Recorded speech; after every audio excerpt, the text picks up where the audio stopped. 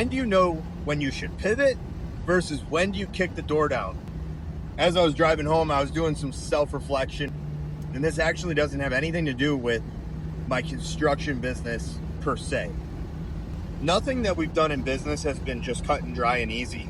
It seems like there's always some extenuating underlying circumstances that create so many additional obstacles. And sometimes when you finally hurdle those obstacles and you overcome those challenges, you reflect back and you're like, hey, that actually made me a much better business owner. It made me better because I can understand these other variables that go into certain things. But in the time, like in that moment, you're like, what the fuck? I don't need another obstacle. I have plenty of them. Sometimes it's like, I know no matter what I do in my life personally, that I can achieve it. So if it's starting a business, buying a business, purchasing whatever, that Dollar General, right? Like there's Dollar General right there. Like I could purchase that Dollar General and I don't know how right now, but if I really try, I can purchase that Dollar General. But sometimes it's not the right course of action for you in your journey. And so if the resistance that the obstacles placed in front of you, if those obstacles are big and the desired outcome is not worth the effort that it takes to hurdle those obstacles, it's like you have to take that into consideration. And so I'm a Christian and I believe in God and I believe, that I have a specific direction that God wants me to take in this world, and it's my obligation to do that in pursuit of not just money, but freedom.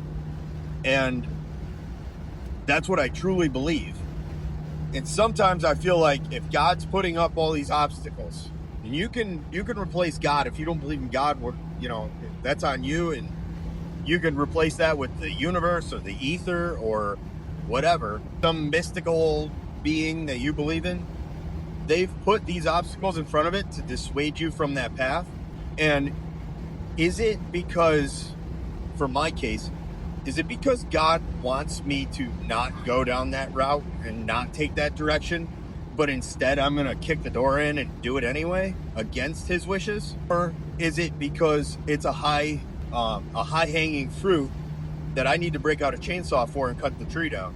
So that's the dichotomy of kind of where I don't know exactly where that line is drawn between, does this obstacle or challenge, situation, whatever, does that require additional effort from me, or does it require a step back, some deeper analysis, deeper investigation, because maybe that's not the right channel I should be going down?